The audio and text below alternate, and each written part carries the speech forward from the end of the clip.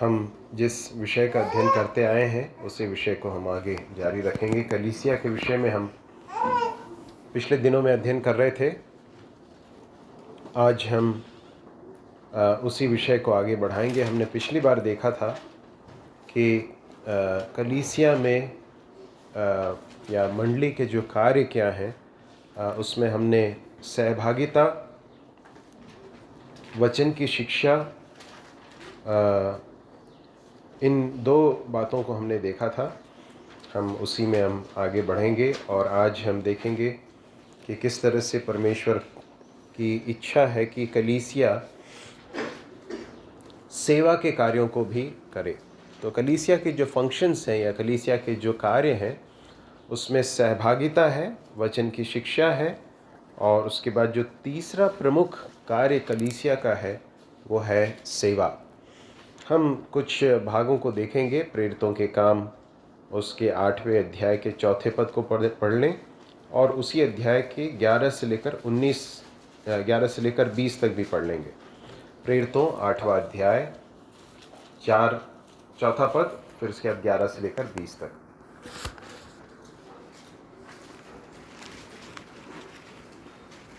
पढ़ लें कृपया।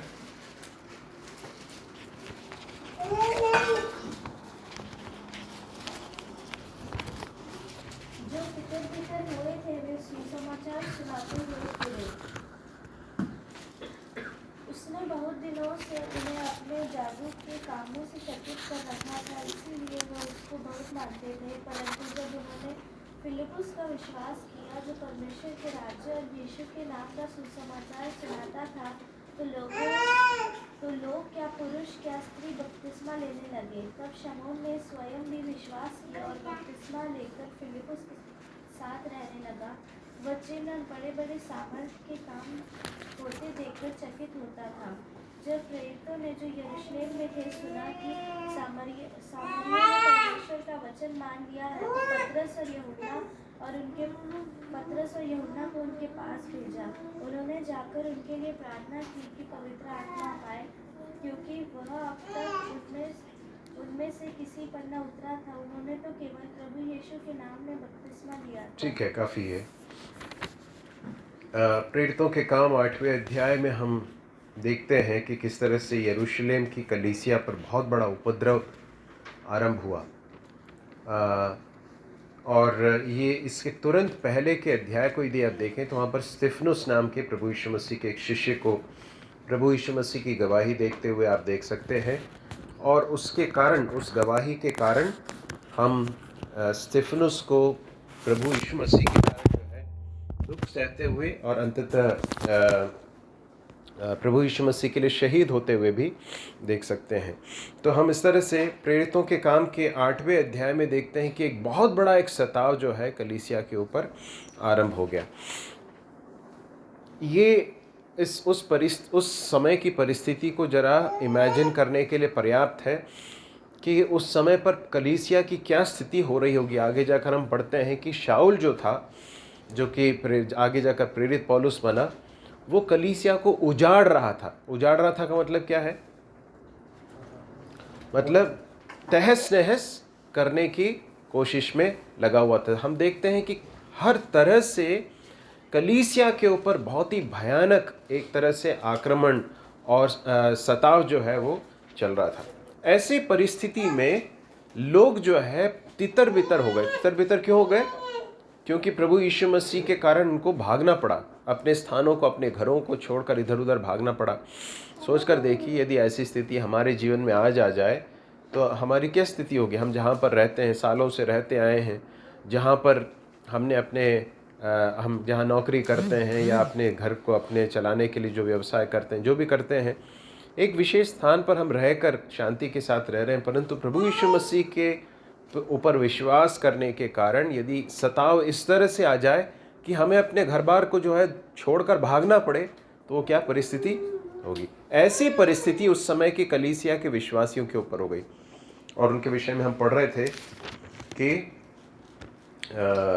सब तितर बितर हो गए। इसके जस्ट पहले हम पढ़ते हैं 3 पद में, शाऊल कलीसिया को उजाड़ रहा था, घर घर घुसकर पुरुषों और स्त्रियों को घसीट घसीट कर बंदीगृह में डालता था। ये है परिस्थिति जहाँ कलीसिया जो है उसके विश्वासियों के ऊपर आक्रमण हो रहा है, उनके घरों में घुस घुस कर उनको पकड़कर घसीट कर जेल में डाला जा रहा है। ऐसी परिस्थिति में हम पढ़ते हैं कि जो तितर बितर हुए थे, कौन तितर बितर हुए थे? यरूशलेम के कलीसिया के विश्वासी जो तितर बितर हुए थे, उनके बारे में पढ़ते हैं। वे सुसमाचार सुनाते हुए फिरे। और उसके बाद हम फिलिपुस के बारे में पढ़ते हैं। फिलिपुस सामरिया नगर में जाकर लोगों में मसीह का प्रचार करने लगा। हम प्रथम शताब्दी की कलीसिया में के द्वारा एक बात जो सीख सकते हैं वो यह है कि उन्होंने अपने आप को सुसमाचार की सेवा के लिए किस तरह से झोंक दिया था। एक तरह से देखा जाए तो अपने आप को पूर्ण रूप से दे दिया था।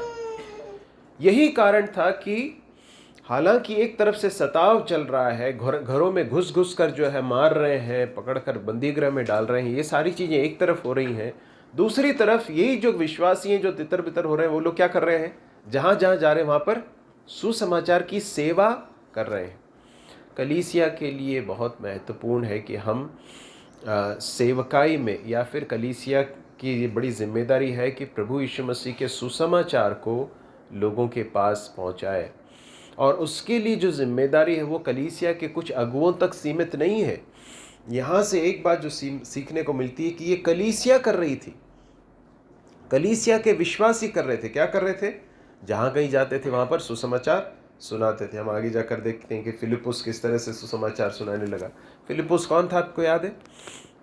उन 7 पुरुषों में से एक था जिन्हें चुना गया था किस काम को करने के लिए? कलीसिया में जो भोजन का जो वितरण है उसको करने के लिए, उस सेवकाई को करने के लिए जो है 7 लोगों को चुना गया। उसमें से एक है फिलिपुस। और फिलिपुस जो है वो सुसमाचार सुनाते हुए देखते हैं। और आगे जाकर फिलिपुस जो है उसको एक इवेंजलिस्ट के रूप में हम जाकर देख सकते हैं, या फिर एक सुसमाचार सुनाने वाले एक व्यक्ति के रूप में बनकर तैयार होते हुए हम देख सकते हैं। मेरे प्रिय भाइयों बहनों, कलीसिया के लिए एक बहुत बड़ी जिम्मेदारी है। कलीसिया की बहुत बड़ी जिम्मेदारी है कि हम सुसमाचार सुनाएं। आगे जाकर देखते हैं 12वें पद में, परंतु जब उन्होंने फिलिपुस का विश्वास किया जो परमेश्वर के राज्य और यीशु के नाम का सुसमाचार सुनाता था, तो लोग, क्या पुरुष क्या स्त्री, बपतिस्मा लेने लगे, है ना। उसके बाद फिर हम आगे जाकर फिर और भी इस तरह की चीज़ों को देख सकते हैं, किस तरह से सुसमाचार का फैलाव हो रहा था।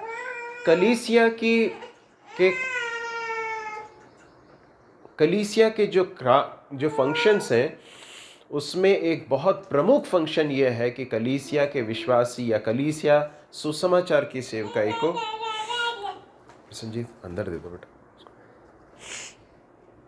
सुसमाचार जो है उसकी सेवकाई को कलीसिया करे। हम एक और भाग पढ़ेंगे प्रेरितों उसके 13वें अध्याय और उसके दूसरे पद को पढ़ लेंगे। प्रभु की उपासना कर रहे थे तो पवित्र आत्मा ने कहा, मेरे निमित्त बरनबास और शाऊल को उस काम के लिए अलग करो जिसके लिए मैंने उन्हें बुलाया है। यहाँ पर हम देखते हैं कि कलीसिया जो है वो उपवास कर रही है। ये कहाँ की कलीसिया है? ये अंताकिया की कलीसिया। अंताकिया में सुसमाचार जो है बाद में पहुँचा, है ना, यरूशलेम से फिर बाद में अंताकिया में पहुंचा। जब अंताकिया पर में जो लोगों ने विश्वास किया था, जो कलीसिया में आए, वो कलीसिया बैठकर प्रार्थना कर रही है, उपवास कर रही है, प्रभु की उपासना कर रही है। और तब पवित्र आत्मा जो है उनके अंदर इस बात का एहसास देता। पवित्र आत्मा उनसे स्पष्ट कहता है कि मेरे लिए किसको अलग कर दो? पौलुस को और बरनबास को उस कार्य के लिए अलग करो जिसके लिए मैंने उन्हें चुना है। तो हम एक बात देखते हैं यहाँ पर कि जब कलीसिया प्रार्थना कर रही थी तो उस समय पर कलीसिया को सेवा करने के लिए परमेश्वर ने स्पष्ट निर्देश दिया। बहुत ज़रूरी है कि कलीसिया के रूप में, एक कलीसिया के रूप में हम भी, स्थानीय मंडली के रूप में हम भी बहुत संवेदनशील रहें, प्रभु से प्रार्थना करें। क्या प्रार्थना करें?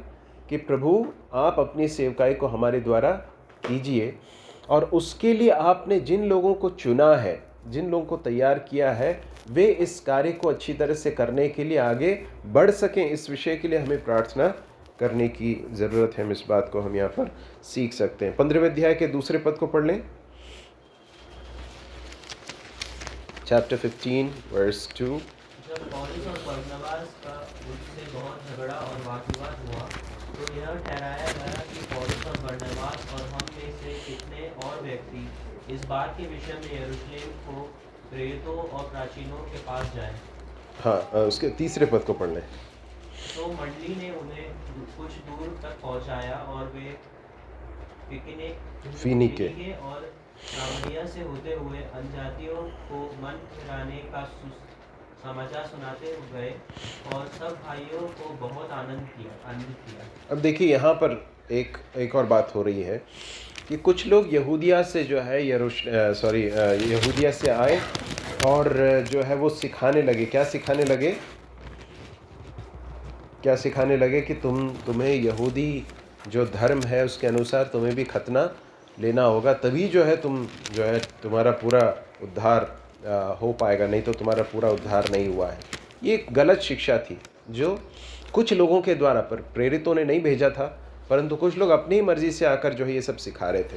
अब जब ये हुआ तो पौलुस और बरनबास ने जो है उनको डांटा और उनके साथ उनका विवाद हुआ, क्योंकि ये गलत शिक्षा दे रहे थे।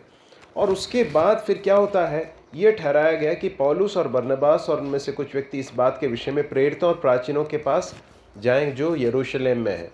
इसलिए क्योंकि यरूशलेम से कलीसिया का आरंभ हुआ था, वहाँ पर प्रेरित भी थे, इसलिए उनसे इस विषय में निर्देश पाने के लिए ये लोग वहाँ पर जाते हैं और उसके बाद वहाँ से वो भेजे जाते हैं। अब जब भेजे जाते हैं तो क्या करते हैं, देखते हैं तीसरे पद में क्या लिखा है। अतः कलीसिया ने उन्हें कुछ दूर तक पहुँचाया और वे फीनीके और सामरिया से होते हुए अन्य जातियों को मन फिराने का सुसमाचार सुनाते हुए गए। ये लोग एक कार्य के लिए जा रहे हैं। क्या कार्य है? यरूशलेम में जो प्रेरित हैं उनसे एक विषय के बारे में, बहुत महत्वपूर्ण विषय, इसके विषय में चर्चा करने के लिए जा रहे हैं कि एक शिक्षा यहाँ पर आई है, ये शिक्षा आपके हिसाब से वचन के अनुसार ठीक है कि नहीं, इसे कंफर्म करने के लिए लोग जा रहे हैं। लेकिन जाते वक्त भी क्या कर रहे हैं लोग? सुसमाचार सुनाते हुए जा रहे हैं। हमें परमेश्वर ने अलग अलग स्थानों में रखा है, अलग अलग सेटिंग्स में रखा है, परिस्थितियों में रखा है, और परमेश्वर ने जहाँ पे हमें रखा है, जहाँ पर हम रहते हैं, जहाँ हम कभी यात्रा करते हैं या कहीं विज़िट पे जाते हैं, जहाँ भी जाते हैं, परमेश्वर की ये बड़ी इच्छा है कि प्रभु के लोग, कलीसिया के लोग क्या करें? सुसमाचार सुनाते हुए जाएं। हमारा हर कार्य जो है, जो भी कार्य के लिए हम निकलते हैं, हमारे मन में ये प्रार्थना होनी चाहिए कि प्रभु मेरे इस कार्य के दौरान किसी एक व्यक्ति के साथ सुसमाचार सुनाने के लिए मेरे लिए आप द्वार खोल दीजिए। हो सकता है कि आप अपने दफ्तर में जा रहे हैं, अपने व्यवसाय के लिए जा रहे हैं, या फिर आप यात्रा कर रहे हैं। जैसे कि पिछले दिनों हमारे कई लोग यात्राओं में गए। हम जब यात्राओं में जाते हैं उस समय पर भी हमारी प्रार्थना होनी चाहिए, प्रभु कहीं ना कहीं मुझे किसी न किसी के साथ सुसमाचार सुनाने का मौका आप दीजिए। जब हम प्रार्थना करेंगे ना, मैं आपको बता रहा हूँ, मेरे अनेक यात्राओं के दौरान भी सुसमाचार सुनाने के लिए प्रभु ने मुझे अवसर दिया।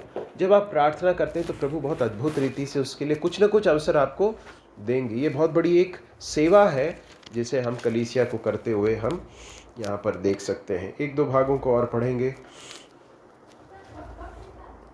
16वें अध्याय के 31 पढ़ लें। उन्होंने कहा, प्रभु यीशु मसीह पर विश्वास कर तो तू और तेरा घराना उद्धार पाएगा। अब यहाँ पर क्या हो रहा है? ये कहाँ हो रहा है? ये यहाँ पे जो कुछ हो रहा है ये कहाँ पर हो रहा है मालूम है? बंदी गृह में हो रहा है। बंदी गृह में कौन है? पौलुस और सीलास है। क्यों है? यीशु मसीह के द्वारा, यीशु मसीह पर विश्वास करने और प्रभु यीशु मसीह के बारे में लोगों को बताने के कारण वो जेल में डाले गए। अब जेल में डाले गए तो ये नहीं सोचा कि जेल में आ गए तो कम से कम अब जो है शांत रहे, नहीं तो परेशानी और बढ़ सकती है। वहाँ भी क्या कर रहे हैं? सुसमाचार सुना रहे हैं, गीत गा रहे हैं। और उसके बाद फिर जब वो जेलर जो है अपने आप को मारने लगता है, उसको लगता है कि सब जब भाग गए, वो कहता है पौलुस और सीलास कहते हैं कि मत डरो, हम सब यहाँ पर हैं। और उसके बाद फिर वो कहता है कि मैं उद्धार पाने के लिए क्या करूँ? तो वो क्या कर रहे हैं? सुसमाचार सुनाते हैं। और उसका परिणाम क्या होता है आप जानते हैं ना? जेलर और उसका पूरा घराना उद्धार में आ जाता है। हमारे जीवन की हर परिस्थिति सुसमाचार सुनाने के लिए एक अवसर है। हमारे जीवन में कोई भी परिस्थिति ऐसी नहीं जहां पर सुसमाचार सुनाने का अवसर ना हो। मृत्यु अगर हुई तो अगर हमारे किसी परिजन की मृत्यु हुई है तो वहां पर भी हम सुसमाचार सुना सकते हैं। जो लोग प्रभु को नहीं जानते उनको बता सकते हैं। विवाह का समय हो या हमारे बच्चों के बर्थडे का समय हो, जो भी अवसर हमें मिलता है, प्रभु का वचन हमें सिखाता है कि लोगों ने किस तरह से अलग अलग परिस्थितियों में प्रभु यीशु मसीह का सुसमाचार सुनाया और लोगों के जीवन जो है उसके द्वारा बदल दिए गए। 17वें अध्याय के 12वें पद को पढ़ लें। तो उनमें से बहुतों ने और यूनानी कुलीन स्त्रियों में से और पुरुषों में से बहुतेरों ने विश्वास किया। हम यहाँ पर देखते हैं किस तरह से सुसमाचार सुनाने के द्वारा, साधारण विश्वासियों के द्वारा भी सुसमाचार सुनाया जा रहा था। जब सुसमाचार सुनाने का कार्य सिर्फ एक दो लोग न करते हुए कलीसिया के विश्वासी करने लगते हैं तो उसमें बहुत बड़ा एक प्रभाव पड़ता है। क्योंकि परमेश्वर ने हम सबको अलग अलग स्थानों पर रखा जहाँ पर और कोई जा नहीं सकता, वहाँ पर और किसी का प्रभाव नहीं पड़ सकता। इसलिए सुसमाचार जब सुनाते हैं तो हम देखते हैं कि अलग अलग वर्गों में से लोग आ रहे थे, है ना। तो वहाँ पर जो है कुछ एक विशेष वर्ग के थे, कुलीन स्त्रियों में से कई लोगों ने प्रभु को ग्रहण किया। अलग अलग लोगों में से, जो वर्गों में से, समुदायों में से लोग प्रभु को जान रहे थे। याजकों का समाज, एक जगह पे हम पढ़ते हैं याजकों का बड़ा समूह जो है वो विश्वास में आ गया। जादू टोना करने वाले प्रभु यीशु मसीह पर विश्वास करके वो सब छोड़ के उन्होंने अपनी सब पोथियां जो है वो जला दी। और अलग अलग पढ़े लिखे हों, अनपढ़ हों, किसी विशेष पेशे के हों, कोई भी क्यों ना, सुसमाचार सुनाया जा रहा था और लोग प्रभु यीशु मसीह को विश्वास करके प्रभु के पास आ रहे थे। तो ये कलीसिया की एक बहुत बड़ी जिम्मेदारी है। कलीसिया मतलब हम सब मिलकर कलीसिया बनते हैं। तो इसलिए हमारे लिए प्रार्थना का विषय होना चाहिए, प्रभु आप मेरी सहायता कीजिए कि मैं किसी न किसी के साथ सुसमाचार सुना सकूं। ठीक है, आगे कुछ और भागों को हम जल्दी से देखेंगे। रोमियो उसके 12वें अध्याय के 3 से लेकर 8 तक पढ़ लें। रोमियो 12वां अध्याय 3 से लेकर 8। और जब उसने देखा कि यहूदी लोग से आनंदित होते हैं तो उसने पतरस को भी पकड़ लिया। रोमियो 12 का 3 से लेकर 8। क्योंकि मैं उस अनुग्रह के कारण जो तुझको मिला है उनमें से हर एक को कहता हूं कि जैसा समझना चाहिए उससे बढ़कर कोई भी अपने आप को ना समझे, और जैसा परमेश्वर ने हर एक को विश्वास परिमाण के अनुसार बांट दिया है वैसा ही शुद्धि के साथ अपने को समझे। क्योंकि जैसे हमारी एक देह में बहुत से अंग है और सब अंग एक ही सा काम नहीं, वैसा ही हम जो बहुत है मसीह में एक देह होकर आपस में एक दूसरे के अंग है। जबकि उस अनुग्रह के अनुसार जो हमें दिया गया है हमें भिन्न वरदान मिले हैं। तो जिसका भविष्यवाणी के दान मिला है वो विश्वास के परिमाण के अनुसार भविष्यवाणी करे। यदि सेवा करने का दान मिला हो तो सेवा में लगा रहे। यदि कोई सिखाने वाला हो तो सिखाने में लगा रहे। जो उपदेश को हो वो उपदेश देने में लगा रहे। दान देने वाला उदारता से दे। जो अगुवाई करे वो उत्साह से करे। जो दया करे वो हर्ष से करे। धन्यवाद। हम यहाँ देखते हैं कलीसिया के द्वारा की जाने वाली कुछ और सेवाओं को। हम यहाँ पर देखते हैं कि परमेश्वर का वचन हमें स्मरण दिलाता है प्रेरित पौलुस के द्वारा कि तुम में से हर एक से कहता हूँ जैसा समझना चाहे उससे बढ़कर कोई अपने आप को न समझे। जैसा परमेश्वर ने हर एक को विश्वास परिमाण के अनुसार बांट दिया वैसे सुबुद्धि के साथ अपने को समझे। और उसके बाद वो कहता है कि हमें जो भिन्न भिन्न वरदान मिले हैं तो उन वरदानों का क्या करना है, हर्ष से, उत्साह से, परमेश्वर के अनुग्रह से क्या करना है, उसका उपयोग करना है। कलीसिया में भी परमेश्वर ने सेवकाई दिए। हमने इसके पहले जो सेवकाई देखी थी वो कहाँ थी, कलीसिया के बाहर की सेवकाई थी। संसार में परमेश्वर ने हमें क्यों रखा है, सुसमाचार सुनाने के लिए, लोगों को प्रभु यीशु मसीह के उद्धार के बारे में बताने के लिए रखा है। साथ साथ में कलीसिया में भी सेवा परमेश्वर ने हमें दी है। सेवकाई जो है उसके विषय में हम पढ़ते हैं कि यदि सेवा करने का दान मिला हो तो सेवा करे, सिखाने का हो तो सिखाने में लगा रहे, उपदेशक हो तो उपदेश देने में लगा रहे। दान देने वाला उदारता से दे, अगुवाई जो करे वो उत्साह से करे, जो दया करे वो हर्ष से करे। तो देखिए ये सब वरदान परमेश्वर ने कलीसिया में विश्वासियों को दिए हैं, है ना। और बहुत ही ज़रूरी है कि हम सब अपने अपने अनुग्रह, अपने अपने वरदान को पहचानें। सबको परमेश्वर ने वरदान दिया है। यदि आपको इस बात का निश्चय नहीं है या स्पष्टता नहीं है कि मुझे वरदान क्या मिला है, तो आप सेवा कर पाएंगे क्या? नहीं कर पाएंगे। तो इसलिए बहुत ही आवश्यक है कि सबसे पहले तो इस बात की क्लैरिटी होनी ज़रूरी है कि मुझे परमेश्वर ने क्या सेवकाई दी है, मुझे क्या वरदान दिया है। शायद अभी तक आपने इस कार्य को किया है, मुझे नहीं मालूम, परंतु आज घर जाने के बाद मैं आपसे निवेदन करना चाहता हूँ, आप अपने नोटबुक को जिसमें आप नोट्स लिखते हैं, आप ज़रा बैठिए और उसमें लिखिए कि परमेश्वर ने मुझे क्या वरदान दिया। यदि आपको नहीं समझ में आ रहा तो प्रार्थना कीजिए। लेकिन अब यहाँ पर हम बहुत सारी चीज़ें देखते हैं, है ना। सेवा करने का, सिखाने का, उपदेश देने का, दान देने का, फिर क्या है, अगुवाई करने का, दया करने का, है ना, भाईचारे का, प्रेम करने का, और बहुत सारी और भी भागों को हम जरा निकालेंगे। इफिसियों 4 अध्याय उसके 8 से लेकर 13 तक पढ़ लें। इफिसियों 4 अध्याय 8 से लेकर 13।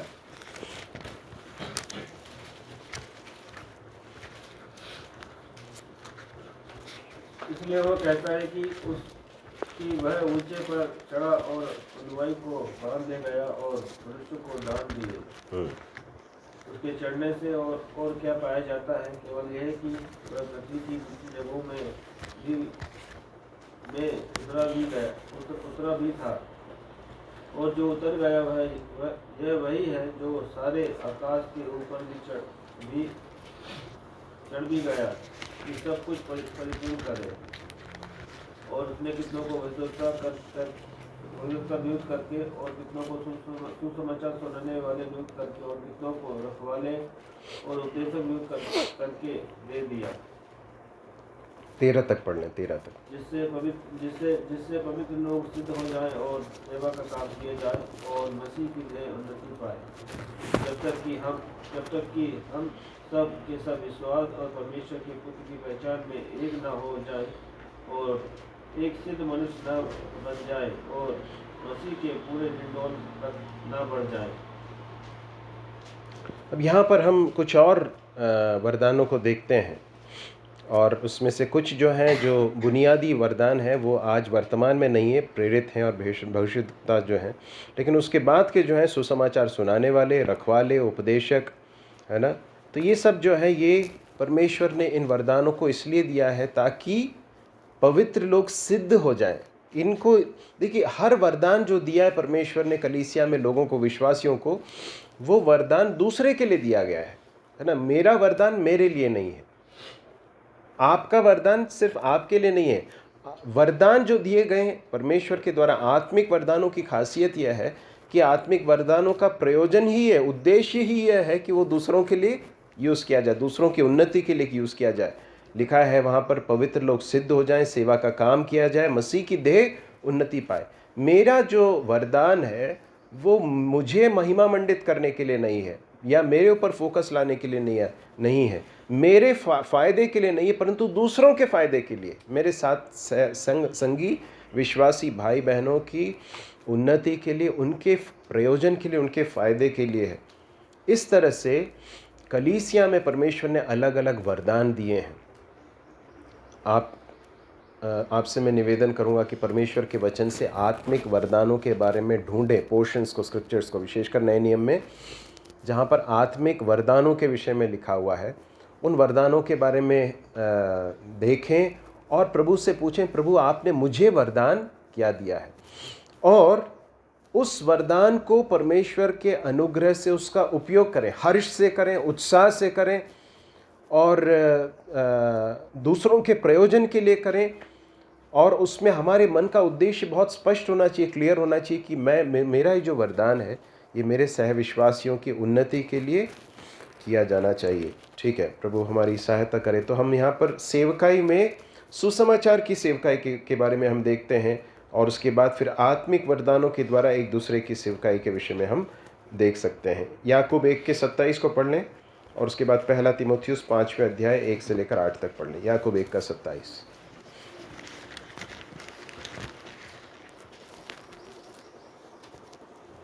हमारे परमेश्वर और पिता के निकट शुद्ध और निर्मल अंत यह है कि अनाथों और विधवाओं की क्लेश में उनकी सुधि में और अपने आप को संसार से निष्कलंक रखें। पहला तीमुथियुस 5:1 से लेकर 8 भी पढ़ लें।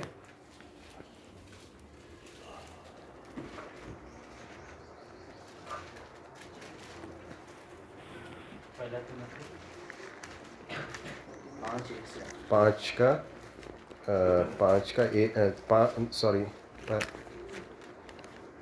5:1 से 8 जी।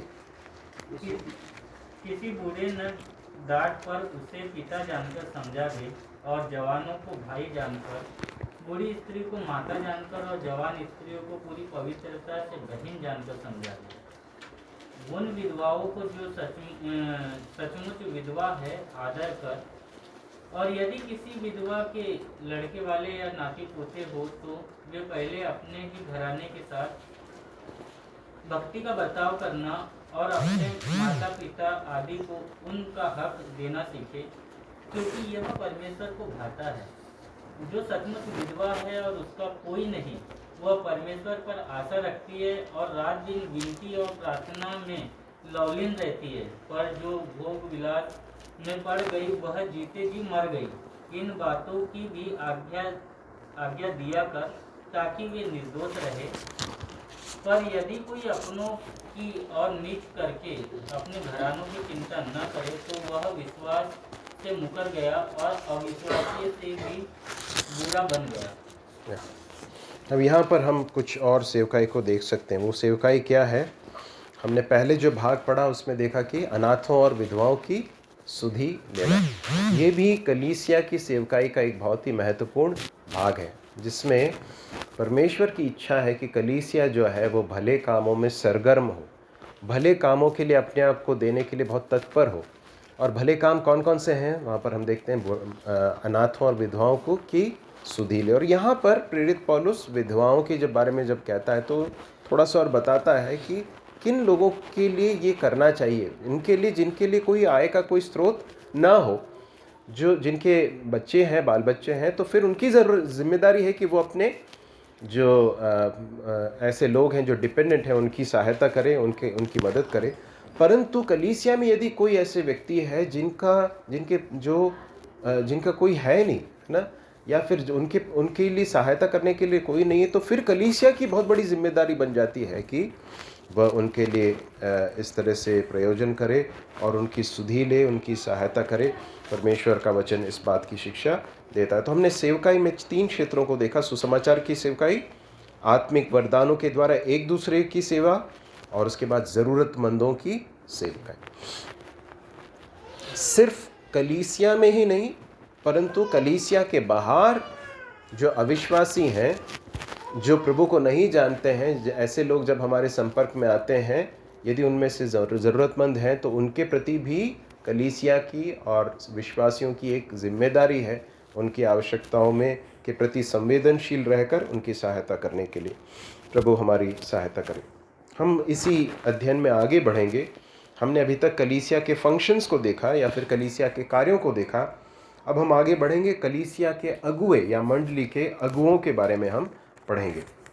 तो पहला तीमुथियुस उसका 3रा अध्याय और उसके 1 से लेकर 7 तक पहले पढ़ लेंगे।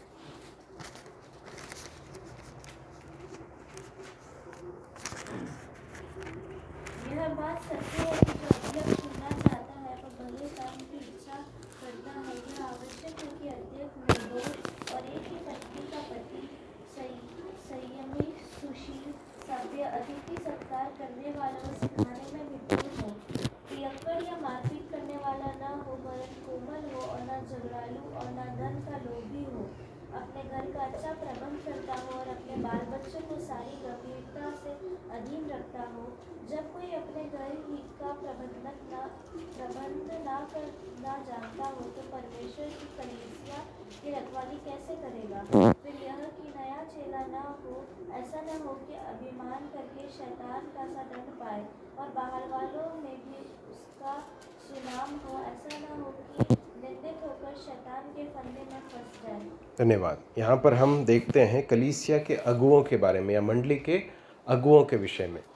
स्थानीय मंडली के अंदर या स्थानीय कलीसिया के अंदर कौन है जो नेतृत्व का कार्य करते हैं या फिर अगुवाई का काम कौन करते हैं। उसमें हम पहली बात देखते हैं अध्यक्ष। ये जो शब्द यहाँ पर आया है अध्यक्ष, अब अंग्रेजी में इसके लिए जो शब्द आया है वो है एल्डर। क्या है? ऐसा ही लिखा है ना? कैसा लिखा है? पहला तीमुथियुस 3 के पहले पद में क्या लिखा है? अंग्रेजी में किसी के पास हो तो पढ़ सकते हैं। The saying is trustworthy if anyone aspires to the office of overseer. Overseer, ठीक है, हाँ। ओवरसीयर एक शब्द का प्रयोग किया गया है। यहाँ पर दूसरा शब्द है उसका नाम वो क्या है? अध्यक्ष, है ना। तो एल्डर या फिर अध्यक्ष, ओवरसीयर, ये सारे जो शब्द हैं ये सिनोनिमस हैं या फिर पर्यायवाची शब्द हैं जो एक ही पद को या एक ही फंक्शन को बताने वाले शब्द हैं। यहाँ पर हम देखते हैं जो अध्यक्ष होना चाहता है वह भले काम की इच्छा रखता है। अब अध्यक्ष या फिर प्राचीन या फिर चरवाहा, ये सब जो है अगुवे, ये सब जो है कलीसिया में जो नेतृत्व करते हैं उनके लिए उपयोग के शब्द हैं। तो जब भी इन शब्दों का दोहरा होता है या जहाँ कहीं भी आता, आप याद रखिए कि एक ही ऑफिस को या फिर एक ही स्थान को बताते हैं। कौन कौन सा है? अध्यक्ष, प्राचीन, चरवाहे, है ना। ये सब जो है वो एक ही ऑफिस को बताते हैं। तो हम यहाँ पर देखते हैं कि जो अध्यक्ष, जिन्हें अध्यक्ष के रूप में कलीसिया में ठहराया जाए, उनकी योग्यताएं क्या होनी चाहिए। परमेश्वर का वचन यहाँ पर बहुत क्लियरली बताता है कि उनके क्वालिफिकेशंस क्या होने चाहिए। ये कौन लोग हैं जो जिन्हें परमेश्वर की कलीसिया में, प्रभु की कलीसिया में अध्यक्ष होकर उस कार्य के लिए चुना जा सकता है? वो कौन है? सबसे पहले तो वे लोग कैसे होने चाहिए? निर्दोष, एक ही पत्नी का पति, संयमी, सुशील, सभ्य, अतिथि सत्कार करने वाला, सिखाने में निपुण, फिर पियक्कड़ या मारपीट करने वाला ना हो, वरन कोमल हो, न झगड़ालू और न धन का लोभी हो, अपने घर का अच्छा प्रबंध करता हो। 7वें पद में बाहर वालों में भी उसका सुनाम हो। तो यहाँ पर कुछ कुछ बातें हैं, आगे जाकर हम तीतुस की पत्री में से भी देखेंगे। तो क्वालिफिकेशंस ये हैं।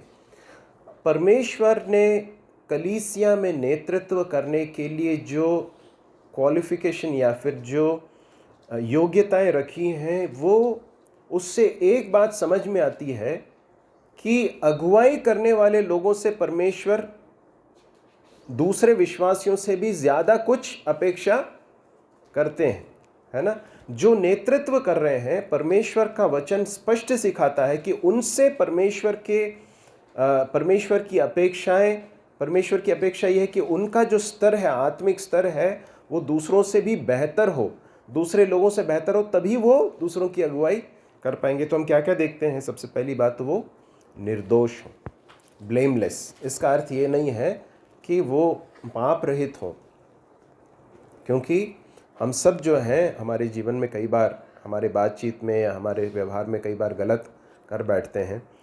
निर्दोष का मतलब यह है कि उसके ऊपर उंगली उठाने के लिए कोई उपयुक्त कारण न हो, उसका जीवन जो है वो बहुत पारदर्शी हो और वो किसी गलत चीज़ के साथ निरंतर रहने वाला एक व्यक्ति न हो, वो निर्दोष हो।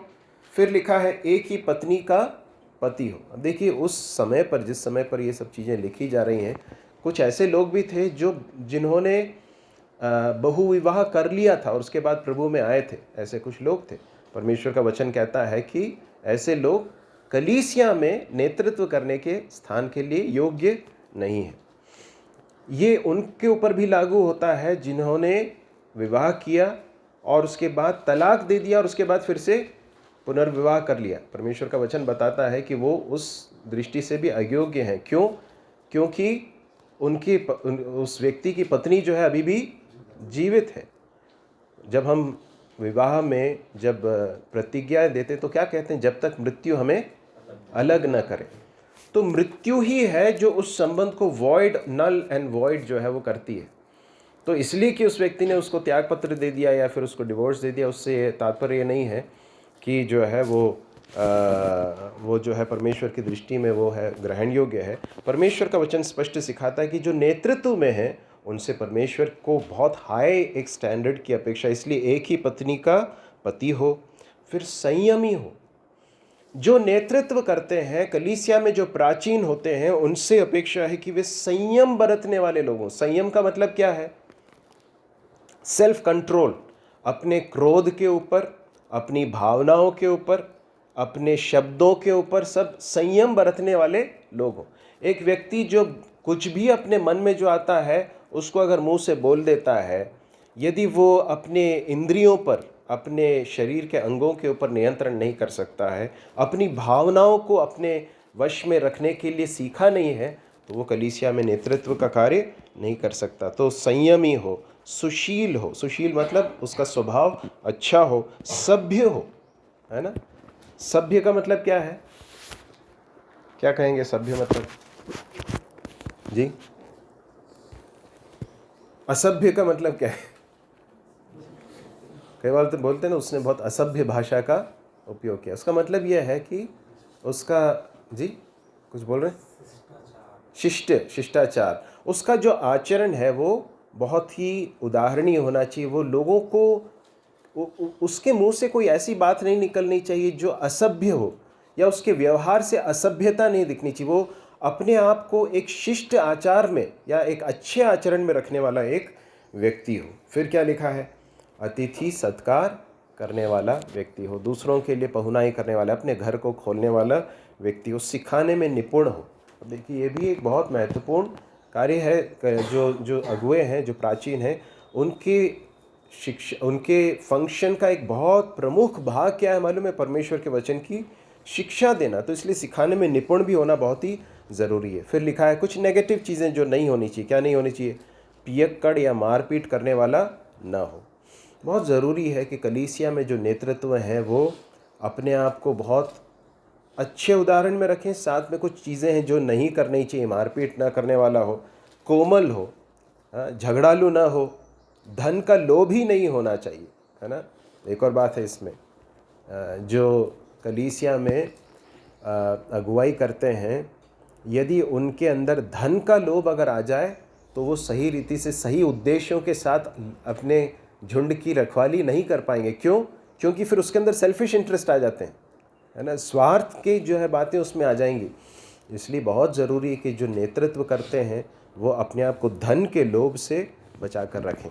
अब देखिए, ये सारी चीज़ें जो है परमेश्वर के जो बातें लिखी हैं, ये जो विश्वासियों के लिए भी हैं, परंतु विशेषकर जो नेतृत्व करने वाले वो हैं, उनके अंदर ये चीज़ें तो अवश्य होनी ही चाहिए। ये है जो प्रेरित पौलुस कह रहा है। ठीक है, फिर क्या लिखा है? अपने घर का अच्छा प्रबंध करता हो और अपने बाल बच्चों को सारी गंभीरता से अधीन रखता हो। क्या है इसका अर्थ? इसका अर्थ यह है कि उसे अपने घर को मैनेज करना आना चाहिए, उसे अपने घर का प्रबंध करना आना चाहिए। मतलब एक व्यक्ति जो कलीसिया में नेतृत्व कर रहा है, उसको सबसे पहले अपने उस नेतृत्व के कार्य को कहाँ पर प्रूव करना है, कहाँ पर प्रमाणित करना है? सबसे पहले अपने घर में प्रमाणित करना है। वहाँ पर दिखना चाहिए कि वो एक अच्छा प्रबंध करने वाला है। प्रबंध का मतलब क्या है? अच्छी तरह से मैनेज करने वाला। अपने घर की आवश्यकताओं के बारे में हो, है ना, अपने परिवार की आत्मिक आवश्यकताओं के बारे में हो, अपने परिवार में पारिवारिक प्रार्थना करने के लिए पहल करने की बात हो, बच्चों को परमेश्वर के वचन से सिखाने की बात हो। इन सारी बातों में परिश्रम करने वाला एक व्यक्ति जिसने अपने घर को अच्छी तरह से प्रबंध करना सीखा। प्रबंध करने का मतलब सिर्फ ये नहीं है कि डांट डपट कर जो है बिल्कुल कंट्रोल में कहीं चुपचाप बैठा दिया, ये नहीं है प्रबंध करने का मतलब।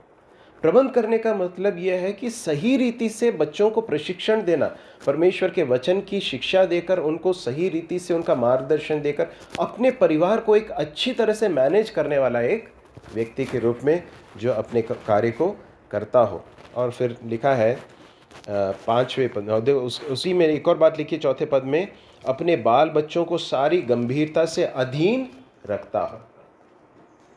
सारी गंभीरता से। मेरे बच्चे भी सुन रहे हैं, है ना।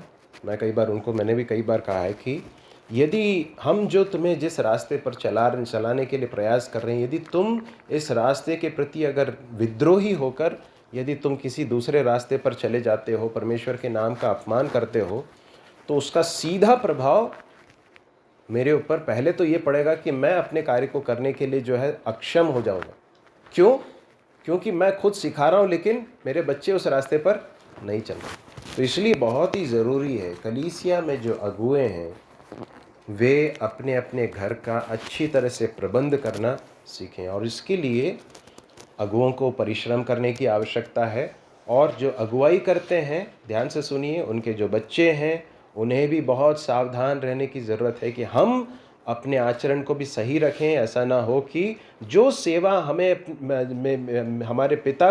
मेरे पिता को दी गई है, उस कार्य को करने में कहीं वो चूक न जाए या उनके ऊपर किसी तरह से उंगली न उठे। ये एक बात है।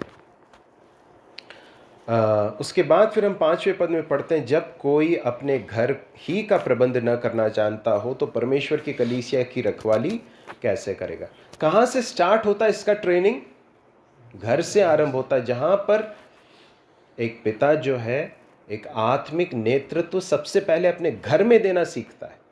वहाँ से वो ट्रेन होते फिर कलीसिया में देखता है, और इस तरह से प्रशिक्षित होकर फिर कलीसिया के लिए एक अच्छे अगुए के रूप में वो काम आने लगता है।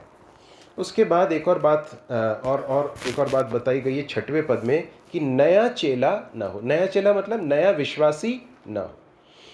इसका दूसरा पक्ष यह है कि वो व्यक्ति परमेश्वर के वचन में अच्छा पक्का होना चाहिए और परिपक्व विश्वासी होना चाहिए। परिपक्व विश्वासी ही इस कार्य को अपने हाथों में ले सकता है। अगुवाई का कार्य जो है वो उसके लिए क्वालिफिकेशन परमेश्वर का वचन कहीं से कहीं ये नहीं कहता है कि जो अच्छी तरह से पढ़ा लिखा हो, जो बढ़िया नौकरी करता हो, या जिसका समाज में कोई बहुत अच्छा स्थान हो, जो धनी हो, ये सब कोई क्वालिफिकेशन नहीं है। स्पष्ट बातें बताई गई कि इसके लिए आत्मिक क्वालिफिकेशंस हैं, है ना। और नया चेला नहीं होना चाहिए। क्यों नहीं होना चाहिए? ऐसा ना हो कि अभिमान करके शैतान का सा दंड पा। अभिमान मतलब क्या है? घमंड। घमंड कब आता है? जब एक व्यक्ति को ये लगने लगता है कि मेरे पास क्या आ गया है? अधिकार आ गया है। अब ये कलीसिया में जो अगुवाई का जो कार्य है वो सेवकाई का काम है, वो पांव धोने का काम है, वो लोगों की सेवा, उसमें बहुत कष्ट है।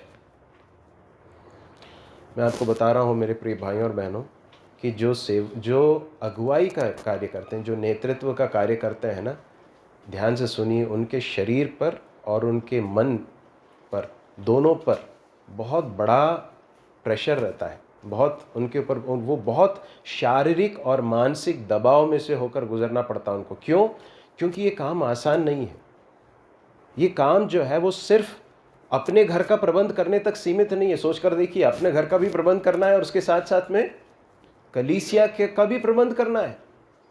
कलीसिया में लोगों को वचन की शिक्षा देना, उनको परमेश्वर के वचन के द्वारा आगाह करना है।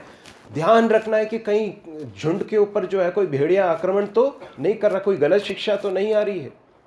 इन सारी चीज़ों के प्रति बहुत सजग रहना पड़ता है। इसलिए ये जो कार्य बहुत महंगा काम है, ये बहुत परिश्रम का काम है, बहुत आंसुओं का काम है, और ये बहुत बहुत बड़ी कीमत इसके लिए देनी पड़ती है।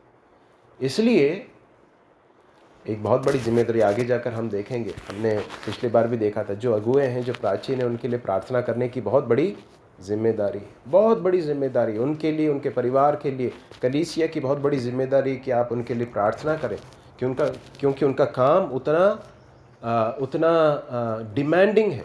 उनका काम एक ऐसा काम है जो बहुत उनसे डिमांड करता है। तो हम यहाँ पर देखते हैं उसके बाद 7वें पद में, बाहर वालों में भी उसका सुनाम हो, ऐसा ना हो कि निंदित होकर शैतान के फंदे में फंस जाए। नया चेला नहीं होना चाहिए, नया विश्वासी नहीं होना चाहिए। नहीं तो क्यों? क्योंकि परमेश्वर के वचन के साथ समय व्यतीत करते करते, जब परिश्रम करते करते जब एक परिपक्वता में आता है, उसके बाद ही वो व्यक्ति जो है वो इस तरह से इस बड़ी जिम्मेदारी को समझने की एक अवस्था में आ सकता है। नहीं तो क्या होगा, उसको अचानक लगेगा कि हाँ मुझे कुछ मिल गया है, कुछ अधिकार का स्थान मिल गया, और वो अभिमान करके शैतान का दंड पा सकता है। फिर लिखा है बाहर वालों में भी उसका सुनाम। उसका मतलब क्या है? अविश्वासियों के बीच में भी उसकी गवाही कैसी होनी चाहिए? बहुत अच्छी होनी चाहिए। अपने कार्यस्थल पर, अपने व्यवसाय के स्थान पर, या अपने जहाँ पर भी वो जाता है, बाहर में जो अविश्वासी जो लोग उसके संपर्क में आते हैं, जो उसको देखते हैं, उनको दिखना चाहिए कि ये व्यक्ति जो है अलग एक व्यक्ति है। तो परमेश्वर का वचन ये है जो अगुओं के लिए क्वालिफिकेशंस देता है। एक और भाग पढ़ेंगे, तीतुस की पत्री पहला अध्याय 5 से लेकर 9 तक। तीतुस पहला अध्याय 5 से लेकर 9।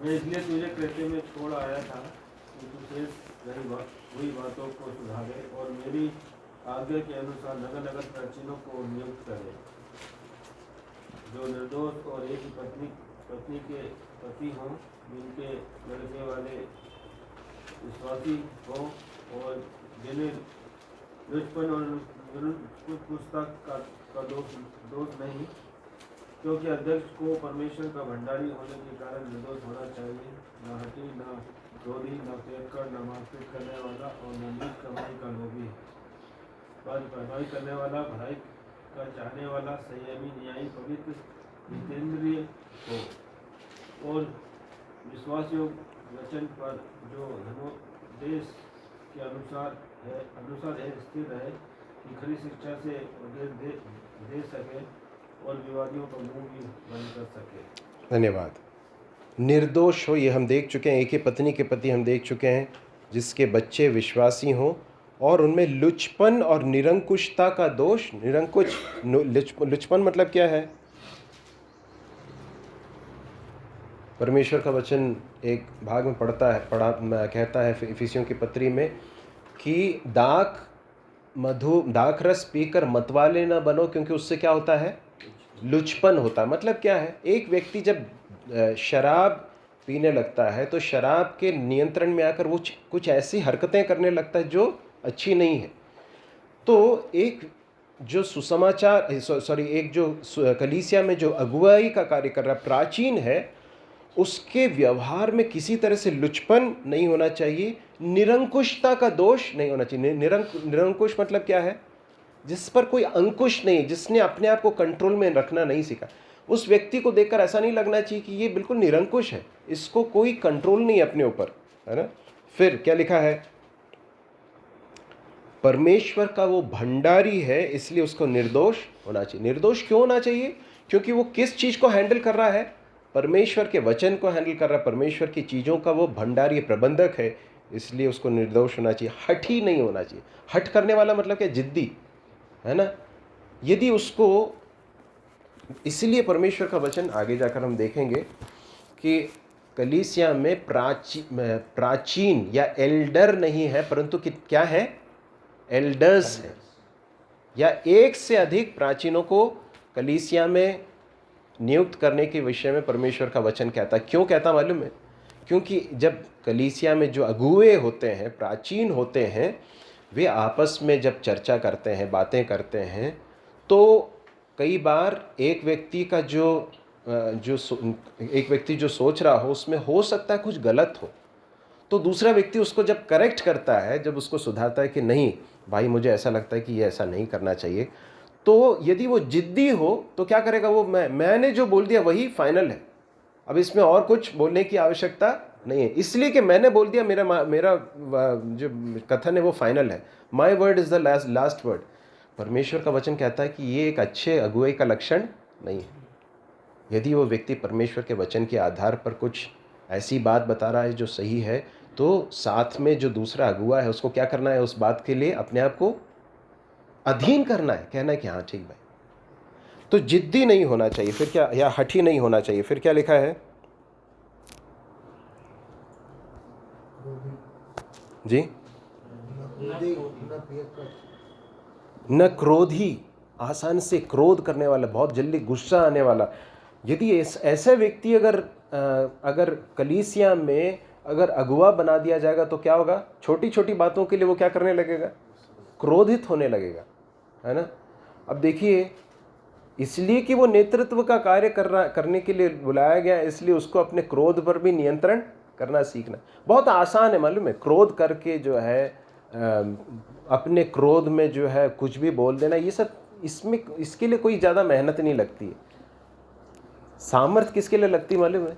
अपने क्रोध को भी नियंत्रण में रखना और उसको सही रीति से परमेश्वर के आत्मा के नियंत्रण में सारी चीज़ों को कहने के लिए बहुत अनुग्रह की ज़रूरत पड़ती है। फिर क्या लिखा है?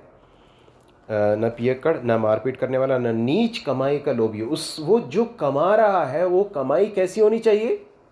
शुद्ध होनी चाहिए, पवित्र होनी चाहिए, उसमें किसी तरह की नीचता नहीं होनी चाहिए। वो यदि कुछ गलत तरीके से पैसे कमा रहा है तो फिर वो कलीसिया में अगुवाई करने के योग्य नहीं है। नीच कमाई का लोभी ना हो। फिर लिखा है अतिथि सत्कार करने वाला, भलाई का चाहने वाला, संयमी, न्यायी। अब न्यायी का मतलब क्या है? जो फेवरेटिज्म नहीं करता। अब मेरा भाई है या मेरी भतीजी है या मेरे चाचा है, मेरे मामा है या मेरे पापा हैं, ये सब कलीसिया में इसका कोई स्थान नहीं है, कोई स्थान नहीं है। कलीसिया में अगुवाई करने वाला फिर रिश्ते नातों को नहीं देखता है, परमेश्वर के वचन के अनुसार न्याय, सच्चा न्याय करने वाला होना चाहिए। तो न्यायी, पवित्र, जितेंद्रिय हो और वह विश्वास योग्य वचन पर जो धर्मोपदेश के अनुसार है स्थिर रहे। परमेश्वर के वचन की खरी शिक्षा पर वो खुद कैसा रहे? स्थिरता से खड़ा रहने वाले रहे, कि खरी शिक्षा से उपदेश दे सके और विरोधियों का मुंह भी बंद कर सके। प्रभु हमारी सहायता करें। हम यहीं पर समाप्त करेंगे। हमने कलीसिया के फंक्शंस में आज सेवकाई के विषय में देखा। तो हमने क्या 3 बातें देखी? कौन कौन सी थी? सुसमाचार की सेवा, फिर कलीसिया में जो आत्मिक वरदान मिले हैं उसके द्वारा एक दूसरे की सेवा, फिर ज़रूरतमंदों की सेवकाई, है ना। 3 बातें हमने देखी। मैंने आपको एक एक्सरसाइज दिया है, आप घर जाकर ज़रूर उस कार्य को करें। घर में जाने के बाद प्रार्थना पूर्वक प्रभु के चरणों में बैठें, प्रभु से कहें, प्रभु आपने मुझे क्या आत्मिक वरदान दिया है, मुझे बताइए। यदि नहीं समझ में आ रहा है तो प्रार्थना करना स्टार्ट कीजिए। जितने जल्दी हो सके आपको समझ में आना चाहिए, आपको पहचान में आना चाहिए कि आपका वरदान क्या है। ऐसा कोई भी व्यक्ति यहाँ पर नहीं होगा जिसने उद्धार पाया है और आत्मिक वरदान नहीं पाया है। सभी उद्धार पाए हुए विश्वासियों को परमेश्वर ने आत्मिक वरदान दिया। आपको पहचानना है और उसे परमेश्वर की महिमा के लिए इस्तेमाल करना है। फिर उसके बाद क्या देखा हमने? कलीसिया के अगुवे या मंडली के अगुवे, उसमें सबसे पहला प्राचीन, अध्यक्ष, चरवाहे, ये सभी एक ही कार्य को बताते हैं और उसमें जो है हमने देखा कि उनकी योग्यता कैसी होनी चाहिए। प्रभु इस वचन के द्वारा हम सबको आशीष दे और हम प्रार्थना करें एक बात के लिए, जो वर्तमान में कलीसिया में जो अगुवे हैं उनके लिए प्रार्थना करें कि प्रभु उनकी सहायता करे कि वे इस वचन के अनुसार बहुत सावधानी से जी सकें, पहली बात। दूसरी बात ये भी प्रार्थना करें कि परमेश्वर आने वाले दिनों में इस कलीसिया में, इस मंडली में और भी चरवाहों को उठाए, तैयार करे, क्योंकि इस सेवकाई को करने के लिए परमेश्वर को और भी ऐसे लोगों की आवश्यकता है जो इन सारी योग्यताओं को रखते हों और परमेश्वर की कलीसिया की अगुवाई कर सकें। तो बहुत ज़रूरी है कि ऐसे लोग तैयार हों, इसके लिए भी हम प्रार्थना करें। इसका एक और कारण है, तीमुथियुस की पत्री में पौलुस तीमुथियुस से कहता है, जो बातें तूने मुझसे सुनी है उन्हें विश्वास योग्य लोगों को सौंप दे, जो दूसरों को भी सिखाने के योग्य हों। जो वर्तमान में अगुए हैं वो कब सीन से हट जाएंगे उसका कोई गारंटी नहीं है ना। मृत्यु या बीमारी या कुछ और कारण से जो है वो अपने सेवकाई से जो है दूर हो सकते हैं या हट सकते हैं, या फिर उनके उस रिक्त स्थान, एक ऐसा रिक्त स्थान नहीं आना चाहिए। इसलिए बहुत ज़रूरी है कि जीते जी जो अगुवाई में है उनके जीते जी ही और भी अगुवे तैयार होते जाएं, है ना। तो इसलिए कलीसिया की बड़ी जिम्मेदारी है कि प्रार्थना करें। आप जब भी मंडली के लिए, मसीह मंडली के लिए प्रार्थना करते हैं तो प्रार्थना करें, प्रभु हमें आत्मिक चरवाहे हमेशा हमारी कलीसिया में बनाए रखिए, है ना, ऐसे लोग जो परमेश्वर के वचन के अनुसार सही रीति से चरवाहे का कार्य कर सकें, ऐसे लोगों को आप उठाइए प्रभु, बनाए रखिए, उनकी कमी कभी भी कलीसिया में ना होने दीजिए। आप एक बात याद रखिए कि एक कलीसिया जो है उसकी आत्मिक दिशा और दशा, सुन रहे हैं आप लोग, किसी भी कलीसिया की आत्मिक दशा और दिशा इस बात पर बहुत निर्भर है कि उस कलीसिया के प्राचीन या कलीसिया के अगुए किस तरह के हैं। यदि वो उदाहरणीय हैं और वो परमेश्वर के वचन को सही रीति से सिखाते हैं, अपने जीवन को बहुत संभाल कर रखते हैं, अपने कार्य को निष्ठा से करते हैं, कलीसिया की देखभाल करते हैं, तो फिर वो कलीसिया के ऊपर उसका बहुत बड़ा प्रभाव दिखाई देगा। कलीसिया में उसका एक माहौल जो है वो उसका प्रभाव दिखाई देगा। जहाँ पर ये चीज़ें नहीं होती वहाँ पर बहुत सारी समस्याएं देखने को मिलेंगी, है ना। मैंने अलग बहुत सारी कलीसियाओं के मेरे अनुभव रहे हैं, इसलिए मैं आपको बता रहा हूँ ये सब चीज़ें। तो प्रभु से प्रार्थना करें, हमारे लिए भी प्रार्थना करें, और साथ साथ में हम प्रार्थना करें कि प्रभु आने वाले दिनों में हमें इस तरह के चरवाहे बनाए रखे कलीसिया में और भी दे। प्रभु हमारी सहायता करे, प्रभु के नाम की महिमा होने पाए।